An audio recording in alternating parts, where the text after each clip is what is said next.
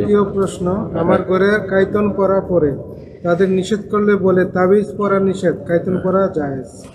স্ত্রী আমার ঘরে মানে স্ত্রী না বাপ মা? বাপ মানে ঘরের ফ্যামিলি যারা। না দেখেন, বাপ মার উপর হুকুমত চলবে না, বাপ মাকে বুঝাইতে হবে, অ্যাডভাইস। আর স্ত্রী ছেলে মেয়ের চাপ সৃষ্টি করতে হবে। যদি ভালোভাবে নরম ভাষা হইলো হইলো, না হইলে টাইট করতে হবে।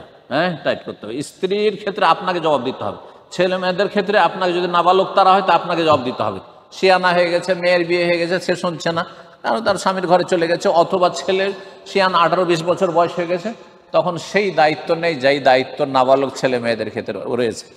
কিন্তু বাপ মায়ের ক্ষেত্রে শুধু কথার দ্বারা, এইরকমই শাসকের ক্ষেত্রে, নেতাদের ক্ষেত্রে, বড় বড় নেতা, চেয়ারম্যান, মেম্বার আর সমাজপতি, পুঁজিপতি, তাদের ক্ষেত্রে আদবের সাথে ভালো ভাষায় কথা বলতে হবে।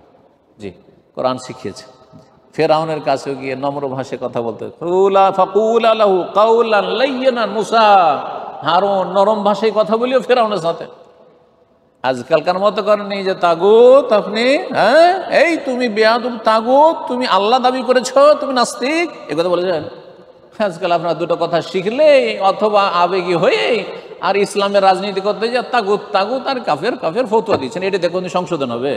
কোনোদিন সংশোধন হবে না, আর অবস্থা খারাপ হয়, তাই হচ্ছে আর কি। জি।